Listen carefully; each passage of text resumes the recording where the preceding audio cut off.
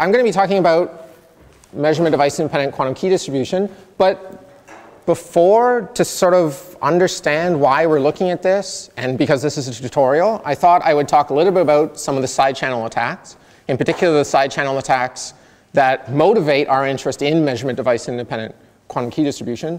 And then I'm going to talk about the experimental challenges, the first generation of experiments, so myself as an experimentalist, this is the stuff that I know best, and then some theoretical studies, some variations on this MDI QKD, and then the most recent experiments depending on how much time we have, right?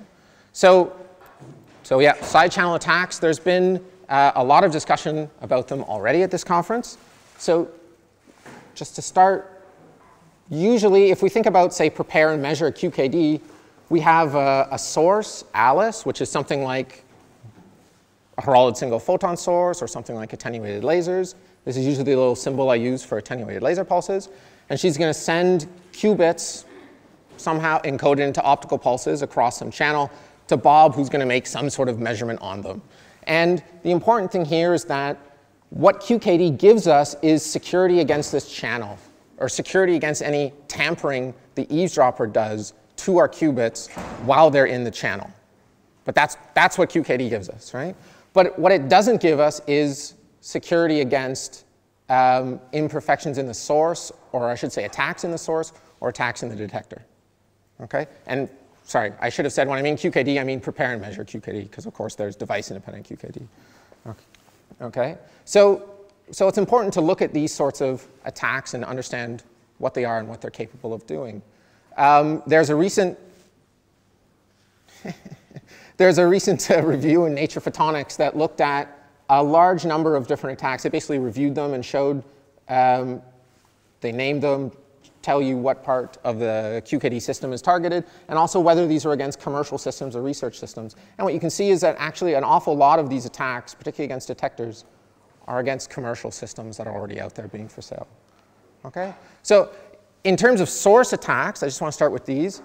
A few of the most well-known ones are things like the photon number splitting attack, right? So in most QKD implementations, and I'm pretty sure all the commercial ones, Alice actually uses a attenuated laser pulse, which has a Poissonian number distribution, where the probability of this source at Alice to emit n photons is given by this expression here.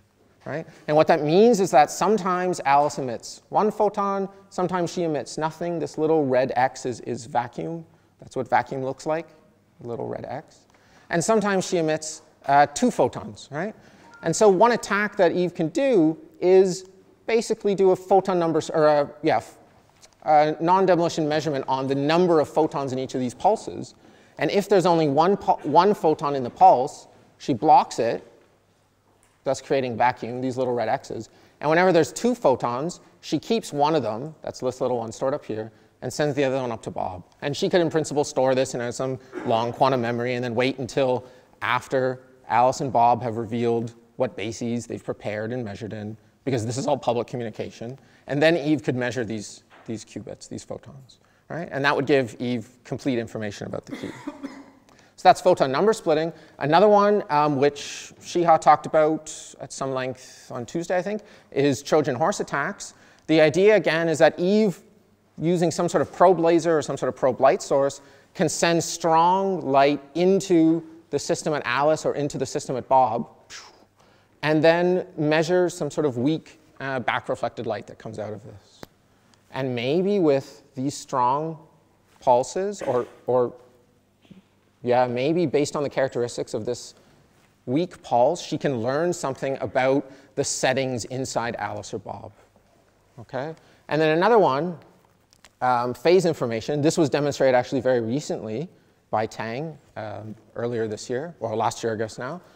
So the idea behind it is that all the security proofs for QKD assume, well, maybe not all of them, but most of them assume that the source at Alice is emitting phase randomized states, okay? But if you don't actually randomize your states, then what you're doing is you're emitting 2 different coherent states with different intensities, okay? To understand this, I guess you have to understand a little bit about decoy states, but the idea is that there are 2 different coherent states. And in principle, if you don't phase randomize your source, the eavesdropper could know the phase of your source, have some like phase-locked local oscillator, and she could do an unambiguous state discrimination between these two states to figure out which intensity you've sent and then follow it up with a PNS attack like up here. Okay? So one thing to see is that these attacks, if you look at the references, are actually a little bit on the older side. I mean, PNS attacks we've known since I was in high school, 2000. Trojan horse attacks, I mean, since 2006. And the first demonstration of this was 2013. But we've at least known about it for a very long time, right? So these have been around for a while. And now we have very good counters against these sorts of attacks. So like for photon number splitting, we have this technique decoy states, which is kind of based upon what I was saying here, where you randomly vary the intensities. For Trojan horse attacks, we can use optical isolators. It's not difficult to get 60 plus dB attenuation right at the entrance here. And for phase information, it's not difficult to randomize the phase of a weak coherent pulse. It's really just a phase modulator and another random number generator. And we don't even need to, like Alice herself doesn't even need to know what this phase is, just as long as she knows that it's been randomized by something. So we have counters to these sorts of attacks.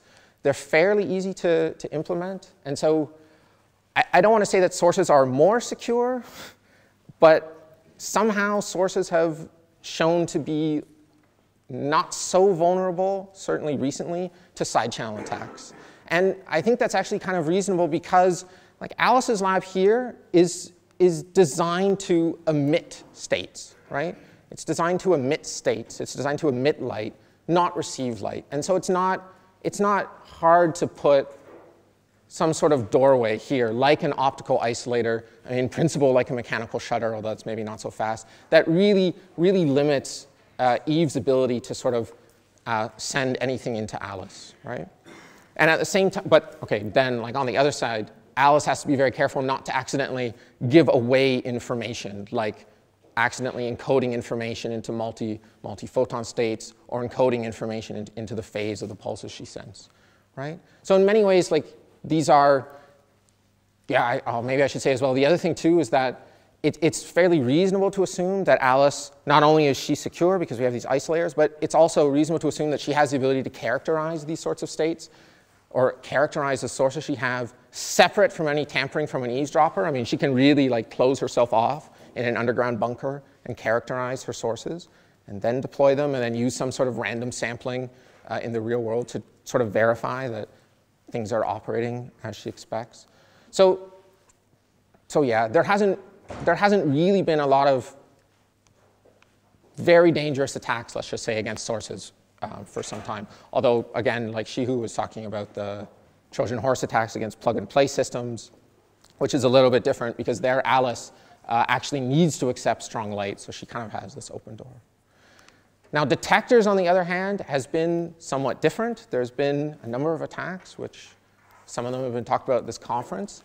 One of the ones that was first demonstrated, I think, back in 2008. I think the theory was 2006, demonstration was 2008. It's called the time shift attack. The idea behind it is that Bob here, he's going to have usually, let's say, 2 single photon detectors, and these single photon detectors are not going to be identical in every way. This is actually really hard to do, which is probably not so surprising. So in particular, he's going to have one detector, say, called detector 0, that's going to have some efficiency curve. So this is the detection efficiency as a function of time. And a second detector 1, which will have some other efficiency curve, okay, as a function of time. And the attack strategy, or one attack strategy, which is called the time shift, is what Eve can do is whenever a qubit is launched from Alice, she can randomly shift the arrival time of that qubit to some other point within the spectrum. So for example, she could shift the qubits down over here, maybe half the time, 50% of the time. And she could shift other qubits over to this point in time, say 50% of the time. And what that means is, so she hasn't actually tampered with the quantum states in any way, but what that means is that if Bob gets a detection on the qubit that Eve knows she shifted to this point in time, because of the detection efficiency mismatch, Eve can be really sure, highly confident, that it was detector 0 that detected that bit. And on the flip side, if it's found over here, Eve can be highly confident that it was detector 1.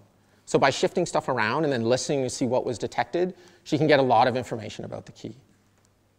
Okay. Another attack which was demonstrated recently by Nitin Jain at Erlangen. So this is basically the same sort of attack, but it's on the calibration of a commercial system,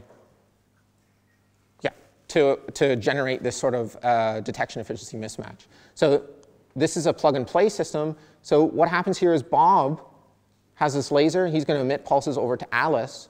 And when they first turn on their two systems, Alice and Bob communicate to each other and say, hey, we've been turned on. We need to calibrate ourselves. We need to understand or set up our normal working parameters. Okay? And what they do in that situation is Bob here, he's going to send laser pulses over to Alice. And Alice is going to apply a phase to those pulses such that when they come back to Bob over here, you see Bob has a little interferometer. So when those pulses come back, when they reach this final beam splitter, they're going to go 50% to one detector, 50% to the other detector. Okay? And so then this way, Bob can measure the arrival time of pulses when they hit this detector and when they hit this detector. Okay? So, and he can set up, in principle, I think you can see it, right? There's two curves here for detector D1 and detector D2. He can adjust the efficiency of his detectors so that these perfectly overlap, or at least overlap to the best of the ability of these detectors. So what Nitin Jain and his coworkers showed is that, well, you could have an eavesdropper in the middle that actually takes this pulse as it's coming back and kind of cut the pulse in half and adjust the phase of the first half of the pulse such that it always goes to this detector, and adjust the phase of the second half of the pulse so that it always goes to this detector. So what happens then is that what Bob sees on these two detectors is the pulses here always arrive a little bit earlier, okay? At least while Eve is sort of conducting this attack. And what that does is it sets up this detection efficiency mismatch. You see this blue curve and this red curve are the two detection efficiencies as a function of time here of the two detectors. And this black curve is, I think, the ratio of the two detection efficiencies. All right? So like this attack, like what's going on is Eve is sort of forcing Alice and Bob during calibration to set up this timing mismatch so that she can then exploit this very large difference in detection efficiencies for this time shift attack. Okay? Another attack, which I think was made popular, probably everyone's aware of it, in Nature Photonics in 2010, was this blinding and fake states attack. So in many QKD systems, Bob's detection system over here is composed of APDs. And these APDs, they have two operating modes normally. One is called the linear regime, where they generate a current which is just linearly proportional to the amount of optical power that's been applied to them. And one is the breakdown regime, which is where they are single photon resolving, single photon detecting. Okay? And so normally what happens, or normally the way these things are operated, is Bob over here, when he wants to detect a photon, he applies a voltage across this diode to bring it across the APD, to bring it from the linear regime to the breakdown regime. Okay? And then the devices are single photon, are efficient, efficient for single photons. What Makarov and his colleagues showed is that, well, what an eavesdropper could do, an eavesdropper could actually apply CW fairly strong light to Bob's system in its entirety, or during the full course operation, to lower the voltage across the diode. And so what happens then is that whenever Bob attempts to apply voltage to these detectors, they don't actually go into this breakdown regime. They stay within this linear regime. And so they aren't single photon sensitive anymore. And that's what we call blinding. And then what an eavesdropper could do, because she's literally blinded Bob's detectors from detecting single photons, is she can just do a regular intercept and resend type attack. So she can measure in some basis, she gets a result, she prepares now a strong classical pulse with the same, let's say, polarization state as what she measured, and sends that to Bob. Right? And because Bob's detectors are not single photon resolving, but only, no, I shouldn't single photon sensitive, but only sensitive to strong pulses. These strong pulses that Alice prepares can actually cause clicks in Bob's detectors now. And the other thing that's very interesting about it is that if you do this properly, so if the blinding light here from Eve is set up properly, you can make it so that if Bob measures in the same basis as Eve, that classical light, which is all going to go to one detector, will be enough to cause a click. It'll cause enough of a current inside the detector to go across some threshold to generate a click, and the detector will say yes. But if Bob measures in a different basis, what happens is that strong light from Eve gets split to 2 detectors. And then neither detector generates enough current to go click, right? So really what's happening here is Eve has literally taken control of Bob's detectors, right? Bob's detectors only click when Eve wants, or in this particular version of the attack, only when Eve and Bob measure in the same basis. So in one particular demonstration, which is the 2011 paper, these are fake states sent by Eve here on this side. These are the number of times that Eve sent various polarization states into a Bob system. And over here is a matrix of the clicks at Bob's. So what you can see is that when the eavesdropper sent vertically polarized light, 99.51% of the time, Bob detected or thought he had, vertical polarized detector gave a click, and none of the other detectors gave a click. And similar for all the other states. So you can really see, like, with this kind of setup, Eve has very strong control over Bob's detectors. And there's actually many sort of examples of this blinding and fake stakes attack. So the one that I described involves sending this like CW light into the detectors, but you don't have to do this. You can do it with thermal blinding, they call it. So you basically change the temperature of these detectors to change these voltage levels. There's another attack demonstrated where the eavesdropper didn't actually even bother to do an intercept resend attack. The eavesdropper just blinded all of the detectors except for one. And then that way, if Bob got a click, well, the eavesdropper knows what detector clicked, because there's only one that's not blind. And these sort of blinding attacks have been shown against many different implementations of detectors, like superconducting nanowire single photon detectors, and also the self-differencing single photon detectors. So I described one particular version of it, but there's many versions of it, and they work against many, many different systems. It's kind of the thing. So the natural question then is, oh no, right, yeah, I wanted to talk about this too. This paper is really, I really like this paper. This paper is really funny to read. Has anyone read this paper? Yeah, good, some good hands.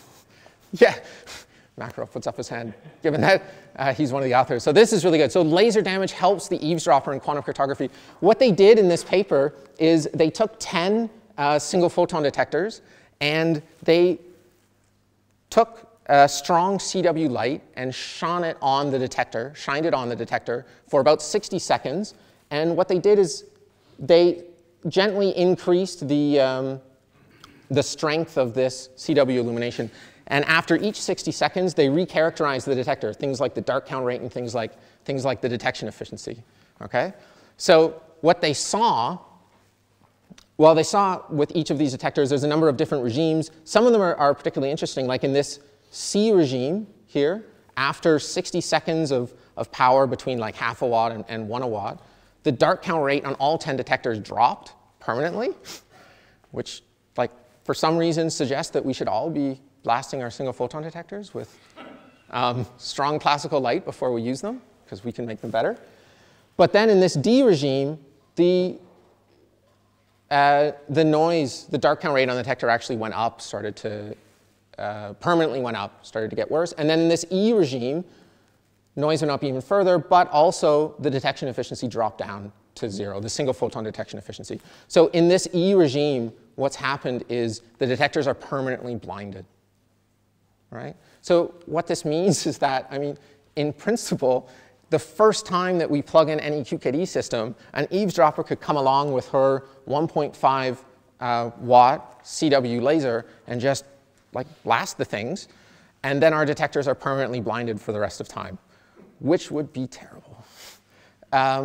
Yeah, that would be expensive to like constantly be replacing detectors. But the reason why I mentioned this paper is because after they had permanently blinded the detectors, they didn't stop there. They actually kept going. And the rest of the description is actually like pretty amusing. So what they say is, so there's this region F where they say catastrophic structural damage takes place to the APD. Bonding wires melted off, completely lost all photosensitivity with the device becoming a resistor. Later stages of damage, so I guess that's like somewhere out here, which is maybe why they didn't take all the APDs way out here. In the last stages of damage, the laser beam produces a hole in the APD, and they put a nice little picture. So there's more pictures in the paper. I find it entertaining to read. I let a couple people take pictures. Right, so the question is, what can we do about these? I mean, there's these detectors attacks. Sorry, yeah? How does it help eavesdrop because destroyed while around? It's fun, yeah, sorry. No, that's just fun. I don't think there's a good attack strategy involved in melting Bob's, melting Bob. But the title was help eavesdropping or something like that. How does it help eavesdropping? Sorry, it helps the eavesdropper as long as you're only in this E regime, where your laser damage has permanently blinded the detectors. That's where the laser damage helps. Over here, the laser damage doesn't help. Yeah. It does if this is a monitoring detector.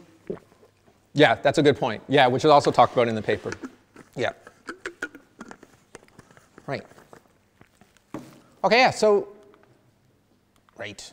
Okay, so the question is, what are our options? I mean, we need some sort of countermeasures to deal with these kinds of attacks. What can we do? One thing we can do is we can look for and try to develop better security proofs. So this is a paper that came up recently called Random Variation of Detector Efficiencies by Charles Lim and his coworkers.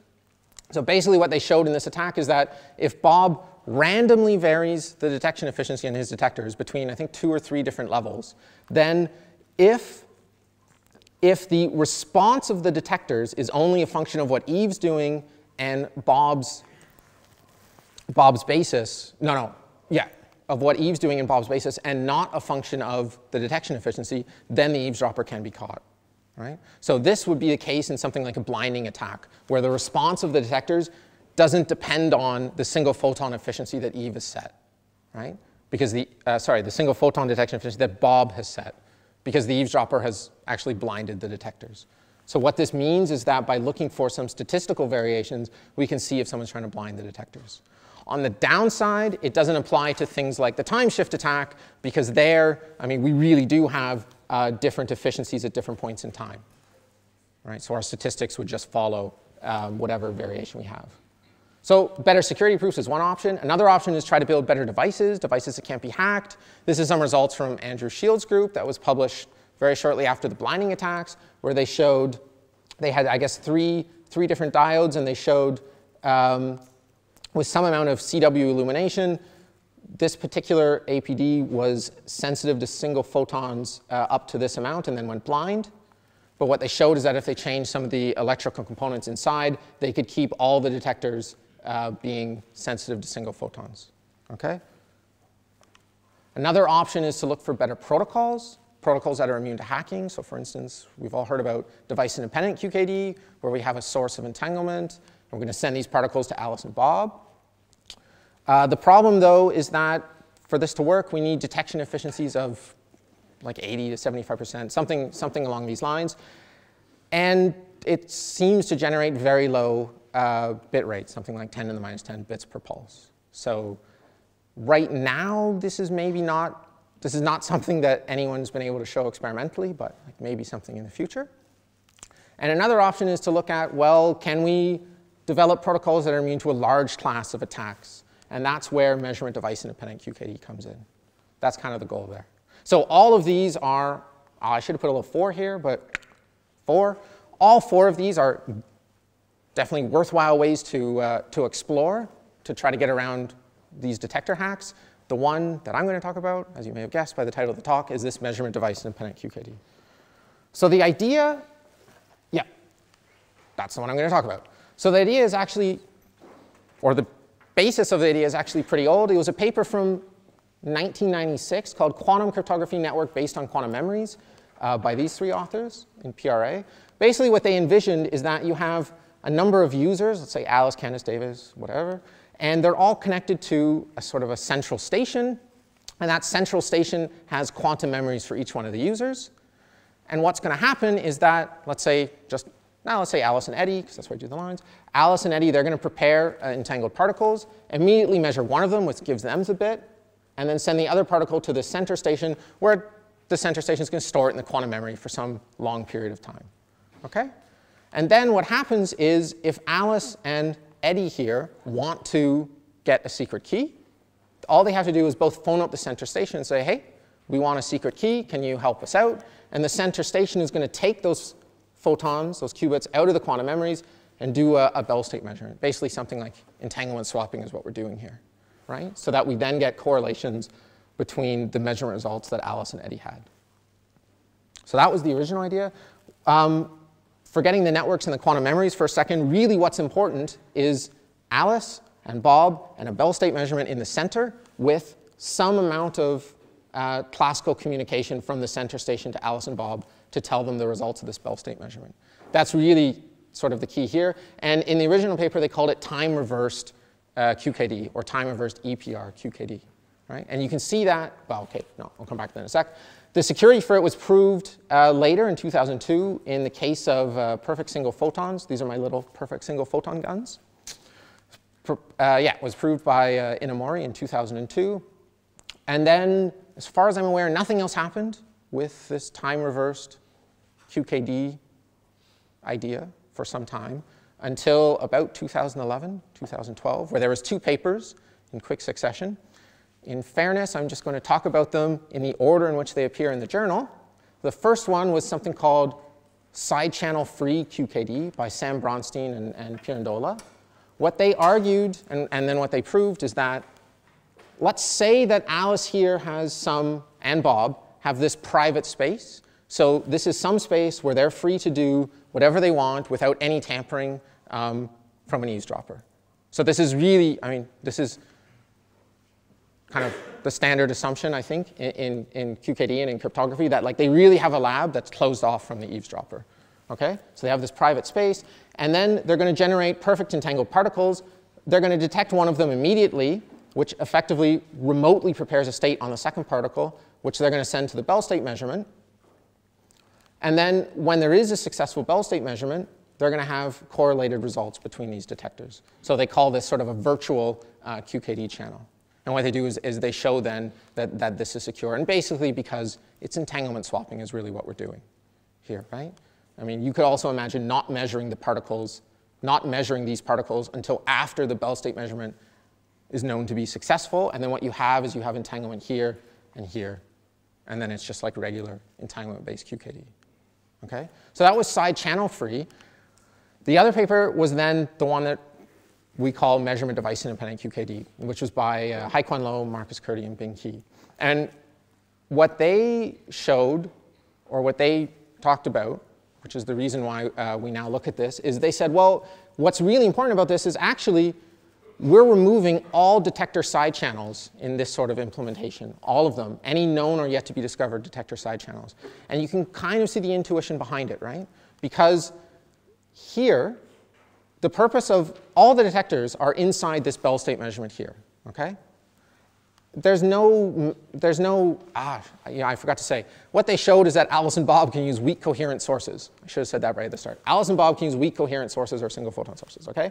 So which means all the detectors are inside Charlie in the center, okay? So the detectors are only here to do the Bell state measurement, okay? Which means that if the detectors don't work properly, if the detectors are hacked in some way, if someone changes them to do some measurement other than the Bell state measurement, they end up causing a decrease in correlations between Alice and Bob. And again, the intuition is because what we're kind of doing here is this, is something like entanglement swapping. I mean, we can still picture this as a source of entanglement, right? Where Alice has just measured one particle, except instead she's randomly choosing her state, right? So all detector channels are removed, all detector side channel attacks are removed. And the other thing they showed is that we can use attenuated laser pulses because it is possible to do this experiment with decoy states, so we can get around the PNS attack, okay? Which is sort of the main attack that affects attenuated laser pulses. Right. So that was the paper which was published in PRL in 2012. And yeah, right. Here's the actual description of the protocol. Right. So Alice and Bob are going to use attenuated laser pulses. I was wondering where this slide was.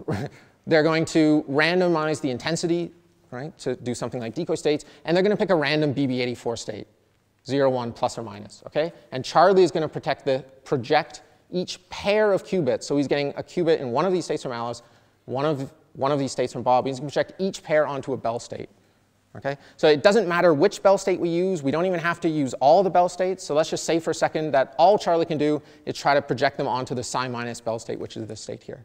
And the reason why I picked this one is because it has this interesting property, which is that if we just imagine a source that produces the state, if we measure the two qubits in opposite bases, then we know they'll have anti-correlated results. So in this case, if we prepare a qubit here and a qubit here and project them onto this psi minus Bell state, if they're prepared in the same basis, then they must have had anti-correlated results, okay? So during reconciliation, Charlie can announce which pairs of qubits successfully projected onto this Bell state measurement.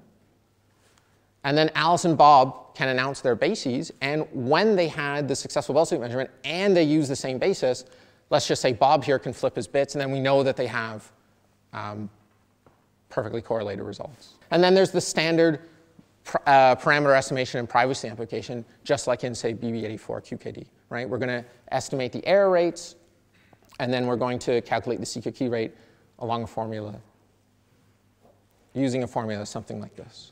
Okay? So again, because we are concerned about PNS attacks, the only part of the emissions from Alice and Bob that are secure are when both Alice and Bob emitted single photons. So the nice part about decoy state attacks is that they allow us to figure out how many times did both Alice and Bob emit one single photon, and did they actually get the Bell state measurement. And then the term here is the amount of information Eve got through attacking the channels. That's the error rate on the single photon emissions from Alice and Bob. And then the term over here is the standard error correction. Okay? We have to error correct the entire key. So I put the mu here because we have to error correct all photon emissions. And then, yeah, and the amount of extra bits we need to do that is based on the error rate of all photon emissions. Okay? All right. So I've already said detector side channels can be removed, I mean, which is good. So this is a way around all these detector attacks I was talking about. There's other reasons why people got, like my group, got very interested in this protocol. The one is that, unlike, say, device-independent QKD, you don't need incredibly high efficiency single photon detectors. Of course, it's helpful, it's beneficial. More efficiency means you detect more at Charlie, which means higher key rates, but it's not a prerequisite like something like device-independent QKD. Okay? The other thing, too, is it, in principle, doubles the distance, just like with EPR QKD. When you have a source of entanglement in the middle and send a particle to Alice and Bob, you can go to slightly longer distances because you get better signal to noises. The other reason, too, is that it's kind of a step towards quantum repeaters. That's another reason why a lot of people got interested in it. This is a diagram of a sort of a general schematic of what a quantum repeater might look like. The idea normally is you have an EPR source, a source of entangled particles, where you store one in a quantum memory, one from each side, and you send the other particle some long distance, let's say hundreds of kilometers, to a Bell state measurement in the middle, okay, to establish entanglement between the quantum memories. And then you would do that in like many other different pieces, and then do Bell state measurements to connect these elementary links together to get to arbitrary long distance. Okay? But so this is not a talk about quantum repeaters, but the key here is that like this segment right here in the middle is basically the same as this MDI QKD. So a lot of the groups that have been doing experimental work on MDI QKD, they're also interested in things like quantum memories and quantum repeaters, right? And it's because we see this as sort of a stepping stone towards this full demonstration of a repeater.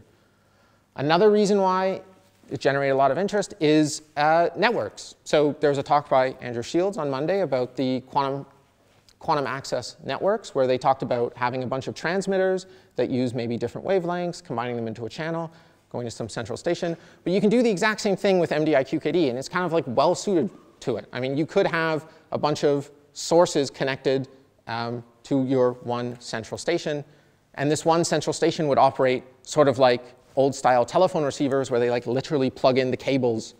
You know, we've seen these in the movies, I imagine, right? Plug in the cables to connect two people, right? And it would do the exact same thing here.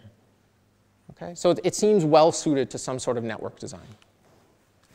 Right, and then when you see, this is a paper from the Los Alamos group, this one here, when you see photon sources that look like this, I mean, that are like the size of a key, this is really a phase encoding, this is a source for phase encoding QKD, is what this is. You think, yeah, it might not be so hard to have a lot of these in various places, and then put the detectors, which are generally bulky and expensive and sometimes need cryogenic cooling, put them all in one place.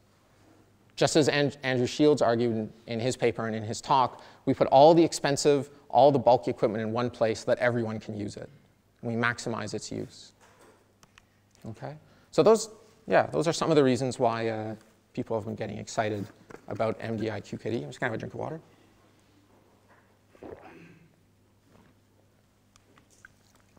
Okay, so there's a couple of experimental challenges, though, around this.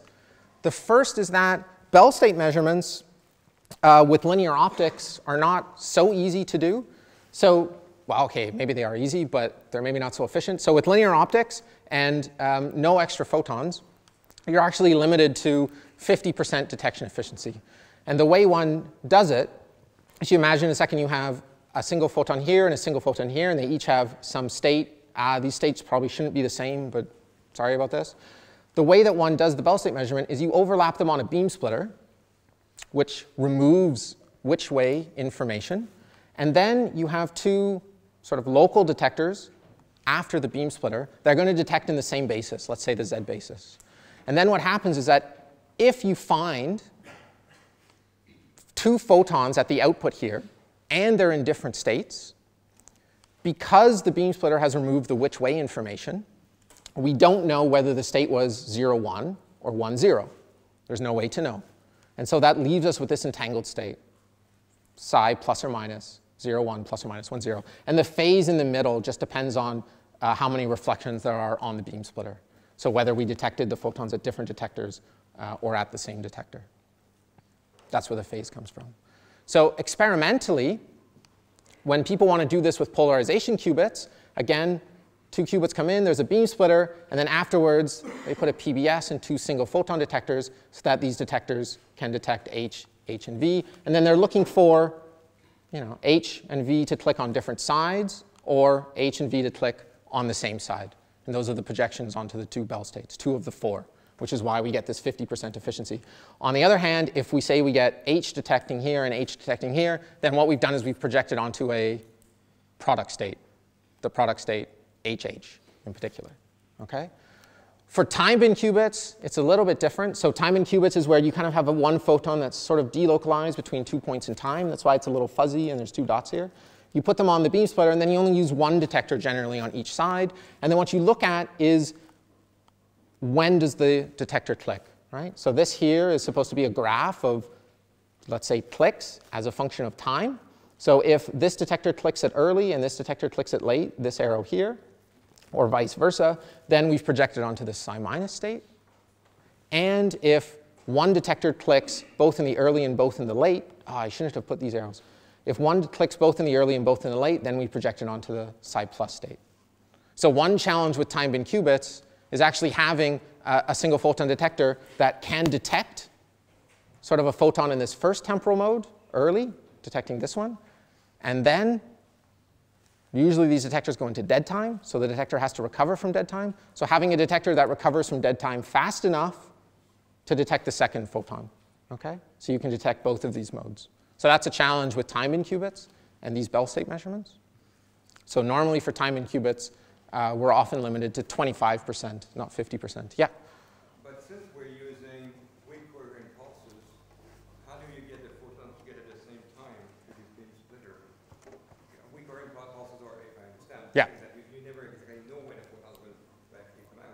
that's true. That's true.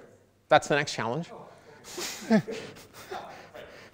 Yeah, no, it's OK. Right, so the next challenge, yeah. When you said the detectors has to be recovered quickly, Yeah. in that particular configuration, do you need a click in each of the detector for you to get the signature? No, OK, so, whoops. Yeah. No, yeah, I understand what you're saying. So to get the projection onto the Bell state, we need to detect 2 photons out here in 2 different, for timing qubits, 2 different temporal modes. So if the 2 temporal modes are on different detectors, that projects onto one of the Bell states, psi minus. And if the 2 detections are on the same detector, then that projects onto a different Bell state. Yeah. So with single photon detectors that don't recover fast, then we're limited to just detecting, say, early here and late here, or vice versa, and that only gives us the 25%. Oh, you use fast optical switch. Yes, you can do something. I mean, there are other ways around it. I mean, you can put like a fast switch and more detectors, or yeah. Yeah, that's true. Insertion loss could be. We could also put, I mean, like millions of detectors here, and like hope that the 2 photons go to different detectors. Yeah. Okay, so the next challenge, which was introduced by Gilles, thankfully, is the fact that for MDI QKD, we're not dealing with perfect single photons anymore. We're actually dealing with a Poissonian distribution. Okay? So we don't have single photons here. Instead, the number is going to depend on this distribution here. And what that means is we're going to get a number of different signatures at our detectors here. So we can kind of fill out a table here and say, OK, well, what happens if Alice sends n photons in a certain state, Bob says n photons in a certain state? What's the probability we still get a Bell state measurement? Okay? So for example, if they both send 0 photons, so there's just vacuum at both of these, it's fairly straightforward to calculate what the probability is of 2 detectors clicking over here, assuming the detectors are noiseless. Yeah. Well, it's not 0 because the dog hurts. Yeah, let's assume the detectors are noiseless for a second. Yeah. Yeah, I felt that one was coming. OK, so we can say that one's 0. If Alice sends 1 photon in horizontally polarized, and Bob sends vacuum, then still there's no chance of getting a Bell state measurement, because we only have 1 photon back here, not 2. Now, if both Alice and Bob end up sending 1 photon, but they have the same state, let's say both horizontally polarized, this is where something interesting happens. We actually get 2 photon interference on this beam splitter. Okay? So you may have heard of this before, but this Hungel-Mandel interference. Okay? What actually happens is the 2 photons, when they reach this beam splitter, they actually bunch, and they go in one direction, always. Okay? And then, because they have the same polarization, they're going to be detected or arrive in the same detector all the time. So the chance of a Bell state measurement is actually 0. It turns out, though, even if this interference wasn't there, so if for some reason they didn't interfere and they actually went different directions, they would both go to H detectors, and we'd still not have the Bell state measurement because we don't find them in opposite polarizations. Yeah? So I'm sorry to come back to this. No, that's OK. But in a given time frame, even if there's only 1 photon in that time frame from Alice and 1 from Bob, Yeah. they don't necessarily come at the same time. Maybe I'm just thinking too classically here. No, I see what you're saying. So in a real implementation, I mean, Alice and Bob would be generating pulses of a certain length or duration. And I'm going to talk about that in a second. But yeah, you're really good at this. Yeah? You're basically assuming you don't have photon number resolving detectors. Yes, that's the other thing, that we don't have. No, so even if we had photon number resolving detectors here, the probability of a Bell state measurement would still be 0 in like the case where they both send 1 horizontal photon. Yeah. I mean, we'd certainly know that like both photons would end up here, but we'd still project them onto the products. Yeah. OK, good. Thank you. OK, and the next case, let's say Alice sends 1 photon in H, Bob sends 1 photon in V. So when this happens, so now they're in different states, when they reach this beam splitter, there's no interference because they're distinguishable, right? So there's a chance that they go different directions. Say it happens 50% of the time. And when they go different directions, they're definitely found in different detectors. And that's the successful Bell state measurement here. OK? Probability 1/2. OK? But of course, we have because of these Poissonian number distribution, we can go to higher order terms. This is a very long table we have to fill out still. Right? If we have two photons from Alice, let's say, and they have the same polarization, again, because of the same polarization, there's never going to be a Bell state measurement. Yeah. So overall, if we think about, well, if we do send this Poissonian distribution of photons, what percent of the time where we have a successful Bell state measurement did Alice and Bob actually send us the same state? Okay? And we see here, so all we've been looking at is the HV basis, which I call the Z basis. That error rate is 0. So 100% of the time when there's a successful Bell state measurement, it's because Alice and Bob sent the same state. Okay? But the story is a little bit different in, let's say, the phase basis, the X basis, the basis where we use plus and minus polarization. Okay? So let's say, I'm going to ignore all the cases where there's vacuum, because I think everyone understands these. So let's say that Alice and Bob both send this plus state onto the beam splitter. Again, because they're in the same state, we have interference. It's this Hungel-Mann interference. It's this photon bunching. And the two photons go to the same detector. And then, yeah, and then because they're found in the same state, they actually end up falling into the same detector as well. This is true? No, this is not quite true. OK, let's ignore this for a sec. Let's just say that there's going to be no Bell state measurement. Yeah, because I'm only thinking here about psi minus. That's the reason. Psi minus Bell states. Now, let's say that Alice sends plus and Bob sends minus. So there's actually still interference between these pulses on the beam splitter. So they don't always bunch. But when they go in separate directions, because of this interference, they're guaranteed to be found in different polarization states. So if they bunch, they'll be found in the same polarization state. But if they don't bunch, then you'll find one of them in H, one of them in V, which means you'll definitely get this Bell state measurement, or at least when they go separate directions. There's interference here. If you sit down and you calculate, you see this really does happen. The problem, though, is that let's say Alice now sends two photons, and they both are in the plus state. When they reach this beam splitter, again, they can go in different directions. But now there's no sort of interference. There's no quantum interference going on here. And so what happens is if they go in different directions, there's a chance that one of them gets found in H and one of them gets found in V. Okay? And so the chance that they go different directions and they're found in different states is actually 1/4. So if we sort of ask the same question, like given a successful Bell state measurement, this projection onto two different polarizations on different sides of the beam splitter, what's the probability that that arose from different states from Alice and Bob? And if we use the Poissonian statistics, or if we use this table in the Poissonian statistics, we find that there's an error rate of 25%. 25% of the time, it's actually Alice and Bob having sent the same state, or tried to send the same state, with Bob sometimes sending vacuum. Yeah? Maybe I just don't understand the Hungel-Mann interference, but I thought that if they are in the same state, they would always bunch. Why is plus plus not the same state? Here? Yeah. So the reason is because they're coming from the same port to the beam splitter. Yeah, I think, no, yeah, so when it is plus plus, they do always bunch. It's true. They do always bunch. Sorry, what I messed up is over here I meant to only talk about the psi minus Bell state where we have H and where we have photons on different sides of the beam splitter. I think I would have been the second line where you said there is interference even though they don't come in the same state. Yeah, so what happens there, oh damn.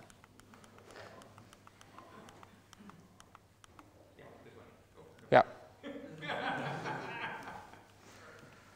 I guess I don't really need to like put the labels on them, but okay. Yeah. So if we think for a second, okay, so they're plus and minus, so there's a chance they go different directions on the beam splitter.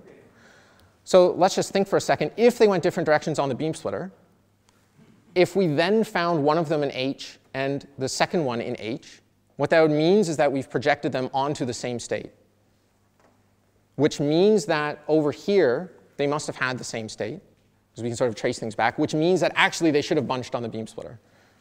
But they didn't bunch because of the Hungel-Mann. Yeah. They just bunched by chance. I guess I want to So, think about a new arrow. yeah. So what I mean by this is that when they go different directions on the beam splitter, you definitely find them in different states. Yeah. I thought a new arrow meant interference. it is an interference in a sense. If you, yeah, okay. Okay, so, but the point is, right, so in this X basis, if we use Poissonian statistics, there is some error rate. But the key is that in the single photon contribution, there's actually no error rate, right? So what that means is that for something like QKD, where we're only concerned about the single photon contribution for the secure key, what that means is that when we do MDI QKD, we're going to distill secret key from just the Z basis, where we have a very low error rate in principle, okay, which makes error correction very easy. And then we're going to look for the eavesdropper just using the phase basis, just using the X basis, where the error rate of our whole set is very large, so error correction would be very difficult, but the error on the single photon terms is 0. So as long as we can assess this with something like decoy states, then we can get a very good bound on how much information eaves have. Okay. So the last experimental challenge I want to talk about, which goes back to the question Jill talked about, is that for this Hungel-Mandel interference to happen, for this to work, the two photons, when they arrive on this beam splitter, they have to be indistinguishable. They have to be indistinguishable in all degrees of freedom, which means they have to arrive at the same time, or at least to a very large percentage within their coherence time. They have to have the same polarization, and they have to have the same frequency. Okay? And on top of that, the qubit modes, okay, actually I'll get to this in a second. Right? So, and that's actually really difficult to do in the real world and had not been demonstrated outside of a lab before people started talking about MDI QKD. And the reason is because there are very large fluctuations in time and polarization in the outside world. So I'm from Calgary, and so we happen to have two fibers that run across the city of Calgary, and we measured the time, the arrival time difference between pulses we sent down the two fibers as a function of time. And what you can see, this blue line here, is the time difference between these pulses wiggling around, right? So it went from, well, they started at the same time, let's say 0, went down to just over a nanosecond time separation, went up to over 1 nanosecond time separation. And this here is sort of the largest slope on this entire section, right? Oh, right, and then they went up to 3 nanosecond time difference, which is a lot when you think about pulses that are maybe 1 nanosecond in duration, 500 picoseconds, something like this. If you have a 1 nanosecond pulse and then they move by 3 nanoseconds, I mean, then they're completely distinguishable. Similarly, for polarization, we measured the polarization of beams going down these two fibers as a function of time, and this is the overlap between their two polarization states. As you can see, it fluctuates a lot. I mean, it just moves around all over the place. During nighttime, it's a little bit more stable. But during the day, I mean, you can get a complete change in sometimes a few minutes. And the other thing too, oh yeah, these red dots are actually the temperature, the exterior temperature in Calgary. So you can kind of see some correlation between exterior temperature and the time difference, the arrival time difference. And you can also see Calgary's a fun city. It went from about -14 to -4 in the course of like 2 hours. It's a good time to be doing measurements.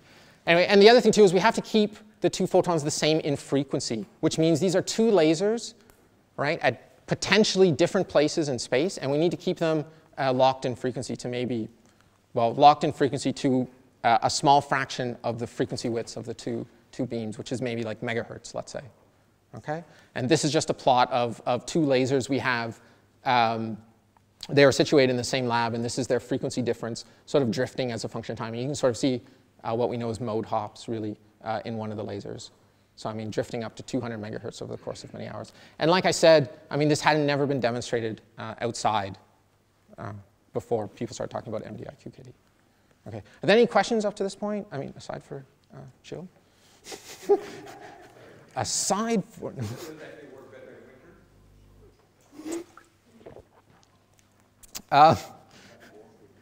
So I can't comment about every place on Earth, but I know that in Calgary, yeah, it's a little bit more stable in winter.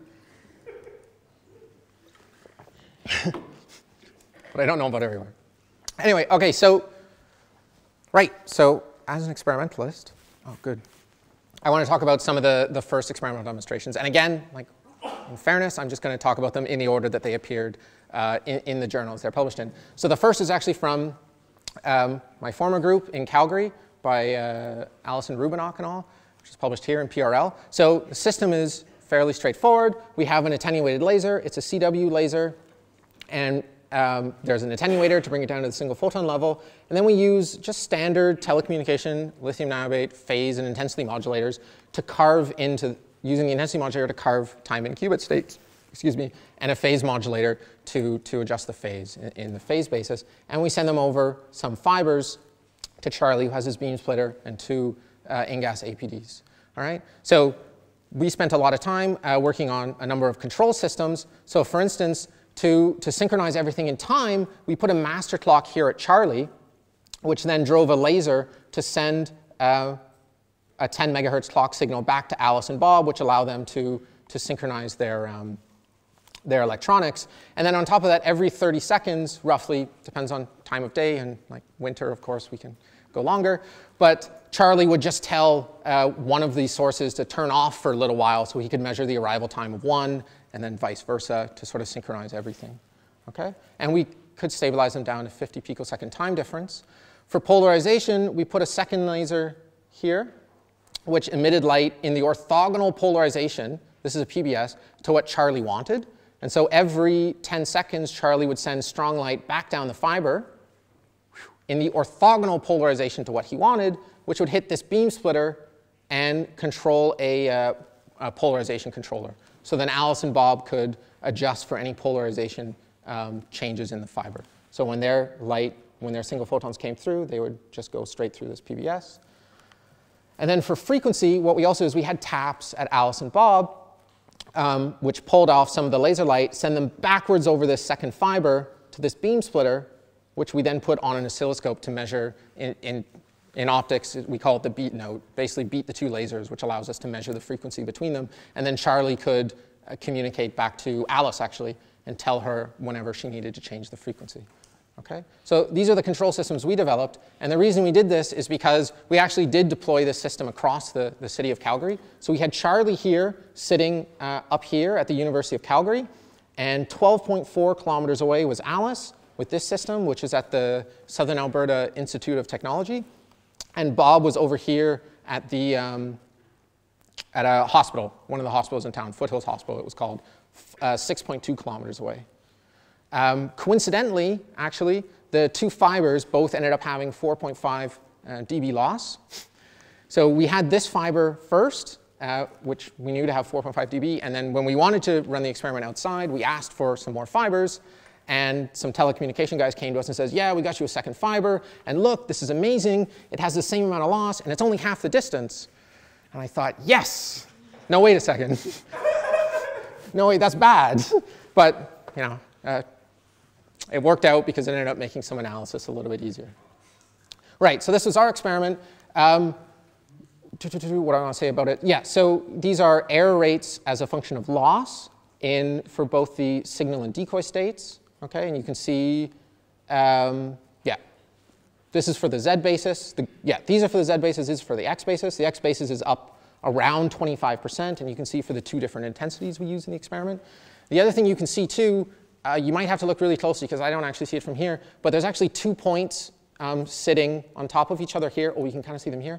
One of those points is inside the lab when we ran over spools, and the other point is outside the lab when we ran across the city of Calgary. And this is our secret key rate as a function of loss. Right? The next experiment to get published was from Louis and Professor Sheng Jian and Jiawei Pan's group in China. The first thing you can see is, well, they make really nice figures. That's the first thing.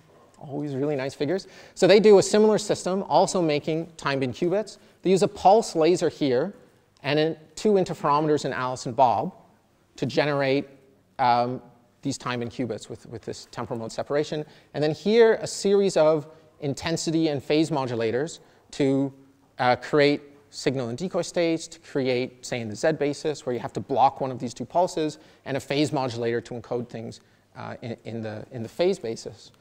And you can see in Alice here, there's a little delay line, basically, an adjustable delay line, so they could synchronize everything in time.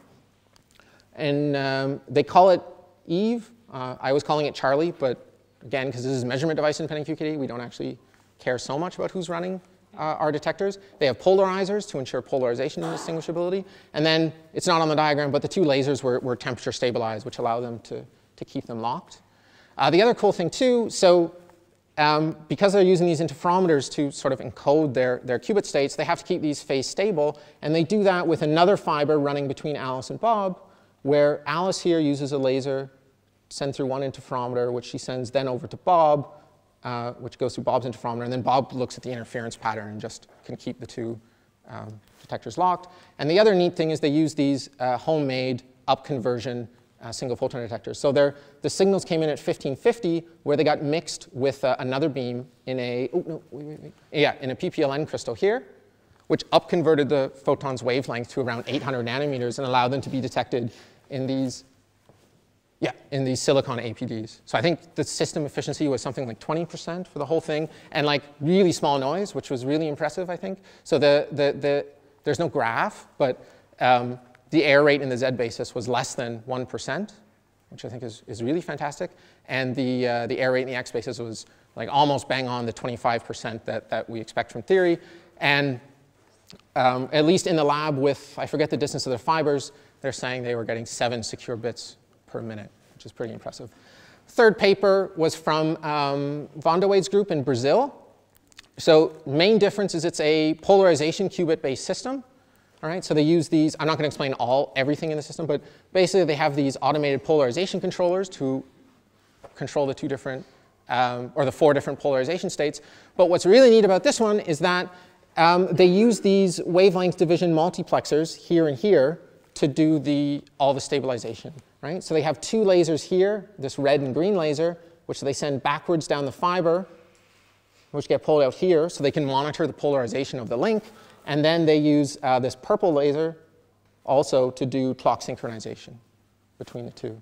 So yeah, so that's with, so mixed in classical signals with the quantum signals. And again, you can see pretty good error rates, 5% in one basis and less than 1% in the phase basis.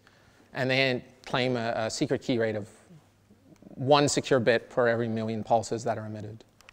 And then the last one was from Hai-Kwan Lo's group in Toronto. Also a polarization system. Again, polarization modulator here to generate the states. And then the big thing here is they also had a phase modulator to phase randomize the states, as we talked about at the start, to secure against these phase type attacks against sources. So they are the only ones that have this, or I think the only ones that had this inside their sources. Right, so yeah, so so far there's been kind of 4 groups that have demonstrated this, and I think one of the things I think is really nice about it is all 4 have kind of shown different features of what you would want in a future MDI QKD system, which I think is really fantastic. So in Calgary, we had it real-world deployment and to some extent an active stabilization. In China, sorry, I should have said this when I was mentioning it, but they also randomly modulated their intensities and their states, whereas in Calgary we don't randomly modulate them. We just send one for a couple minutes, right? And they do the full finite key statistics and analysis as well. In Brazil, wavelength division multiplexing over fiber, which is fantastic. And then in Toronto, they're also using the randomness and the phase randomized sources. So I think that's really impressive. Like, different groups have come together and kind of shown different features that we'd want inside these future systems. How much more time do we have? 10:06. All right. I think. Yeah. So you said that it's easier to protect the source against the project attack. But in some of the experimental schemes, I see that the attenuator is in the wrong place. It's right after the laser. Yeah. How many experimental schemes put it in the right place and how many don't? So. Yours is correct. No, ours would not be correct. Okay. So. Right? Yeah. So in the first demonstration, yeah, the attenuator was back here. In the new systems we have now, we do put it at the front to protect against Trojan horse, and it's a 60 dB attenuator, right? Looks like it's correctly placed in the Chinese system. I'm not sure that there, no. Yeah, there's a variable attenuator. I'm not sure if that's sufficient. I don't know the operating principles of all the experiments, and I'm not sure if there's an attenuator in here actually. Oh, here it is.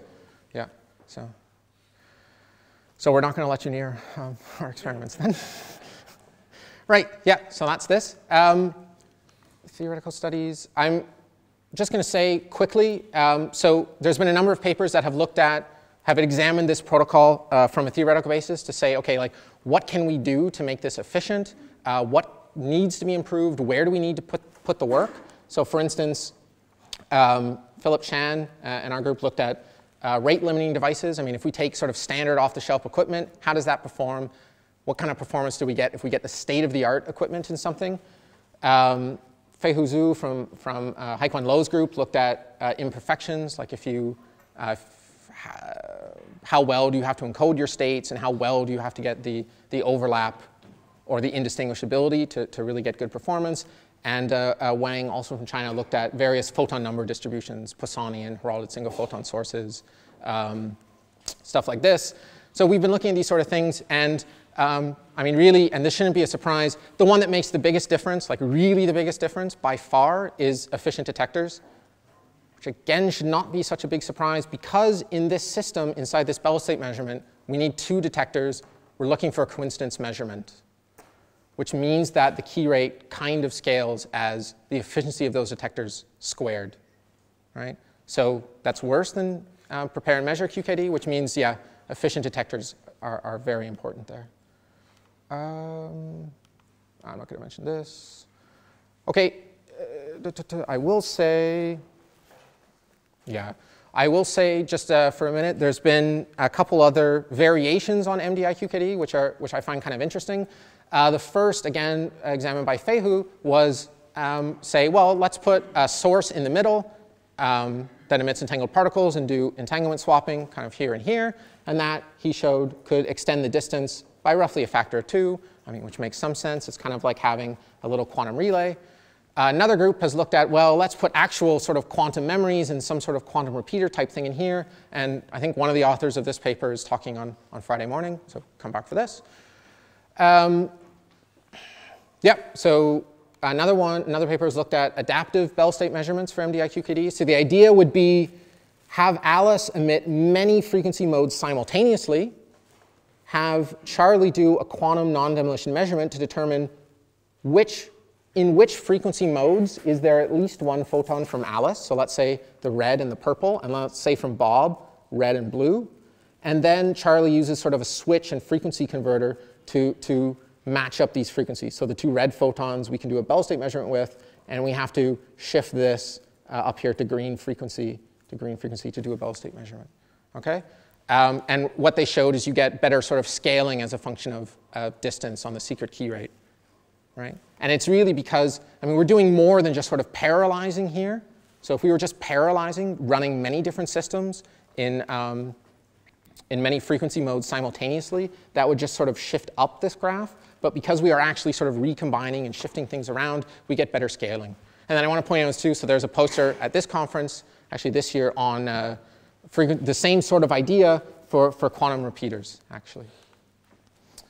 Oh yes, people have looked at MDI-QKD with SARG. Unfortunately, it turns out that Poissonian statistics don't work. So there's no way to get secure key with Poissonian statistics with a SARG MDI-QKD. But if you use something like non-demolition measurements or a heralded single photon source, then there's something that can be done there.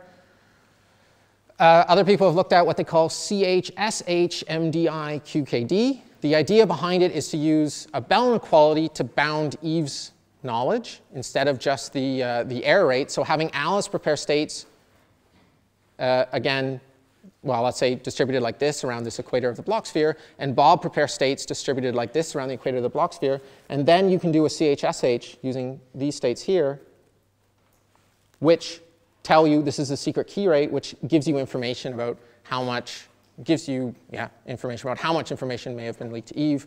It's not a it's by no means a loophole-free Bell test, like in any way whatsoever, because there is very obviously a local description of what's going on here. I mean, Alice has like chosen which one of these states to prepare, and Bob has chosen which one of these states to prepare. But what they show in these papers is that if you can make the additional assumption that the dimensions of the quantum state you emit is bounded by 2, then this is a secure bound. And they have a decoy and finite key analysis, which gives secret key rates as a function of distance. It's these plots here, whereas these lines here are for sort of the standard MDI QKD. I'm going to skip that one. Right, so with the last couple minutes, I just want to say what the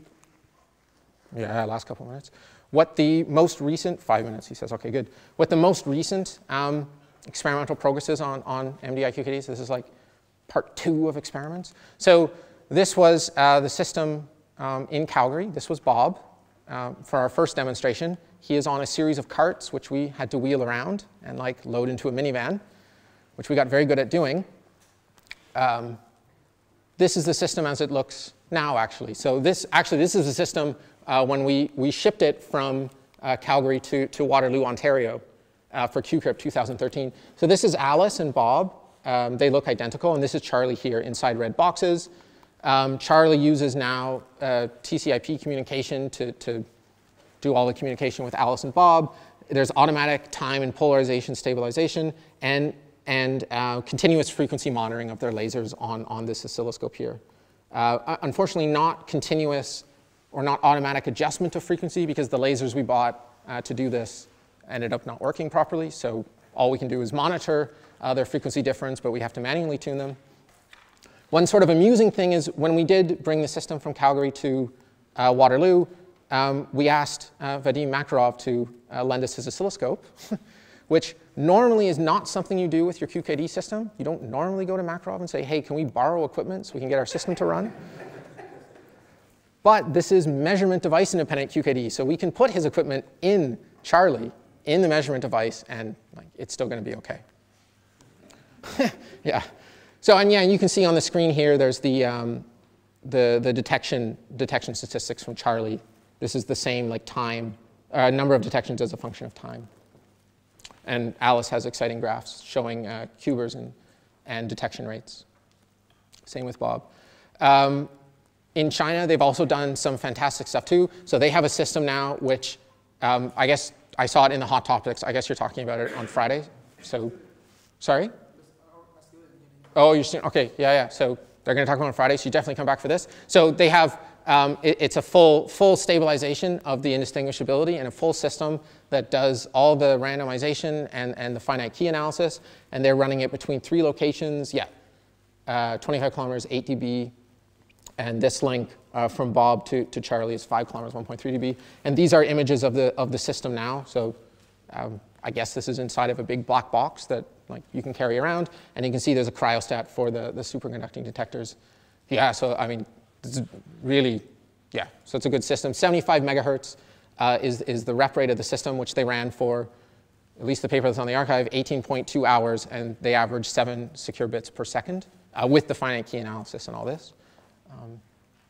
Which is pretty impressive. Another thing I want to say, so as I was mentioning before, this Bell state measurement for time-bin qubits is worse because you need fast recovering detectors. So in Calgary, we've been working on, in conjunction with NIST and JPL, efficient fast recovery detectors so that we can do efficient Bell state measurements. So this here, basically, yeah, they're these superconducting nanowire detectors. And basically what we did for this plot is we would shine CW light onto the detectors and very attenuated and look at what the time difference is between subsequent pulses. And by changing some of the electronics, bonding in some resistors and whatnot, we were able to decrease the dead time of these detectors down to about 40 nanoseconds. You can see this is nanoseconds here. So this, because there's no counts here, that means this is where the detector is still dead, and then suddenly it can start detecting photons again. So 40 nanoseconds means, yeah, and overall they have a system efficiency of 50%. And 40 nanoseconds means that you can imagine these being used in a system with up to 10 megahertz clock rate. Yeah, and being able to do all those Bell state measurements. So these were, yeah, error rates that we ran them in the QKD system to look at error rates. Remember, in the Z basis, in theory, we should see 0%. And on the, on the one Bell state, psi minus, we had very close to this. And on this Bell state, which requires the fast recovery, we had basically the same error rate, which means that like the detector really is just as good, or the detectors are really just as good at detecting this Bell state as this one now, which is the first time this has been done with time in qubits. The other thing is people are starting to look at MDI QKD with extremely high loss. So again, in Calgary with the new efficient detectors sort of over at Charlie and using some very fast electronics that go up to 250 megahertz, the Calgary team was able to show recently that they could have key rates out to 60 dB at an average of 2.23 times 10 to the minus 10 bits per pulse, which gives about 3 bits per minute. Although there's no finite key analysis in this. I want to point that out. This is the old system here with the InGaAs APDs. So this looks much better. And this one here is with FPGAs instead of function generators, for instance. And in China, they've been doing the same thing. So again, superconducting detectors up here and spools of around 200 kilometers of fiber. And I'm not sure if you're going to talk about this on Friday, but yeah, I mean, they've done measurements at 50, 100, 150, 200 kilometers at their new system, which is 75 megahertz, which at 200 kilometers is giving about 10 to the minus 2 bits per second. But again, this is with the full finite key analysis. And this is the asymptotic case, actually. So yeah, so long distance versus high loss. I don't know if Renato's in the room, but he'll certainly like seeing the epsilons. But yeah, so these are the systems right now. Again, China, 40 dB bits per minute. In Calgary, 60 dB, 3 bits per minute asymptotic. And I put this one up too. So this is on the archive. And there's a poster, I think, at the conference here as well. So this is well, it's a prepare and measure type system for sure, which is also running over 300 kilometers, 52 dB, and generating hundreds of bits per minute. So not measurement device independent, but I just put this up for comparison so you can see all the numbers. Cool. So to wrap up then, because I think my 5 minutes is now done. So measurement device independent QKD, it's a way that we can get rid of all the detector side channel attacks, which is good. We've been looking for a way to do this. There are experimental demonstrations in the real world from a couple groups, in the lab from many groups, using different encodings, using different techniques. I think everyone is thinking about untrusted networks with MDI QKD. Everyone's thinking about ultra long distance stuff. And there's lots more theoretical and experimental work going on to understand what can be done with this protocol. So thank you very much.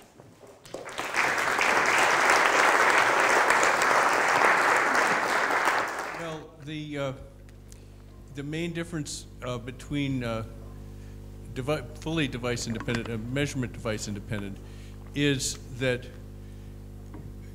here you have to trust your sources, which is pretty easy if you build them yourself.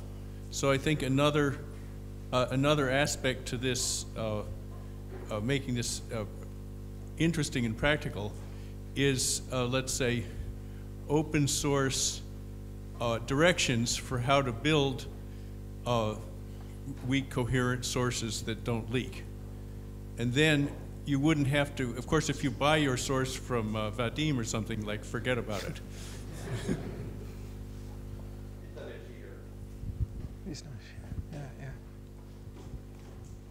Thank you. Actually, it's not a question, it's more a remark. You said that measurement device independent allows to like remove all the side channels attacks, etc. for detectors, which is true.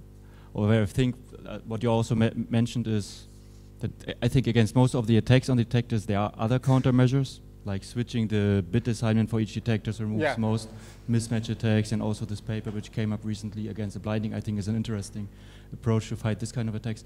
But what is really important from my point of view for MDI is that you can leave the detector on the street and you don't care like how all the classical signals are protected. So if you're developing real systems, you care for the security of Alice and Bob. They have to communicate, be in all their private houses, but the detectors now can really be completely outside. I think this is really, from my point of view, the important benefit of MDI. Yeah, it's definitely true. I mean, and that goes as well towards the quantum access networks, where you really don't need to trust that provider in the middle. I mean, it really is just some guy that's basically hooking up wires, and you can secure yourself against him. So you have shown a few figures where you were showing the rate, how it was decreasing with the losses. But when you were showing the key rates equations, I couldn't see any losses parameter or anything. So how you take into account the losses on the theoretical analysis? Yeah, right. I'm just, okay, so I can try to go back to the key rate formula.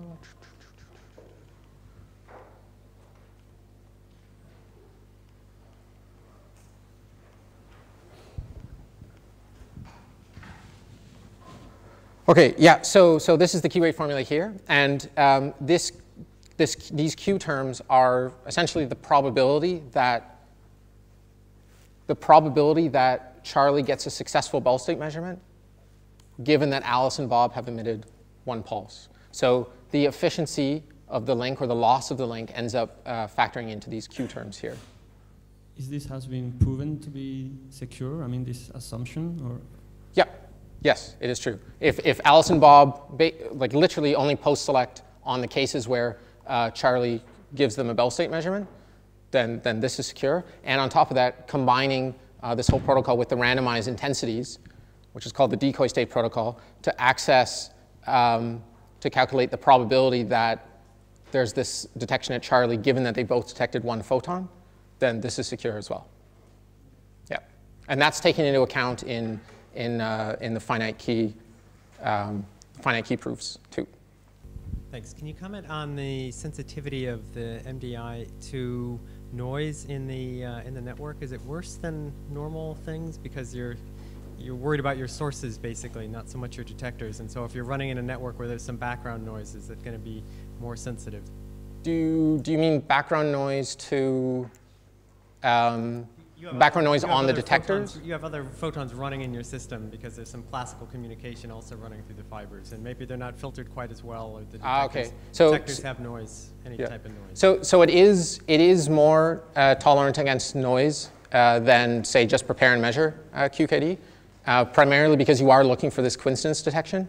So in the cases where people have emitted vacuum, which happens a lot, Alice and Bob both emit vacuum, you need this I don't want to say correlated noise, but you need coincidence noise detection, which gives you some added, not protection really, but yeah, it's a little bit more robust against noise. What about Trojan horse attacks? So I mean, if you still prepare states at Alice and Bob, is there a possibility to attack it? Does it depend on the actual implementation? Yeah, there definitely is, and this is what Makarov's question was directed at. I mean, Trojan horse attacks are still a concern. Any attack that you would launch against the source is still a concern. The argument I was trying to make at the start is that Trojan horse attacks are at least, I don't want to say, they're not guaranteed to be ruled out, but we can get an awful lot of protection against them just by using optical isolators in front of Alice and Bob. Yeah. So, I mean, maybe as an example, like I know in the system in Calgary, the optical isolator has 60 dB attenuation, and there's to read the state, there's another 60 dB attenuation. So that would be about 120 dB attenuation for any back reflected light, which might be roughly where Eve is going to start melting Alice and Bob. Yeah. But it is still a concern. There still are design concerns against any source attacks. This is definitely true. So Eve actually has just to attack at a different wavelength. For example, 1300 nanometer, and the isolation provided by the isolator would be maybe 30 dB. This has been recently demonstrated. Yeah, that's true as well, yeah. So in principle, there should also be wavelength filters in front of the sources as well to make sure that other wavelengths aren't getting into the system. Yeah, this is definitely true.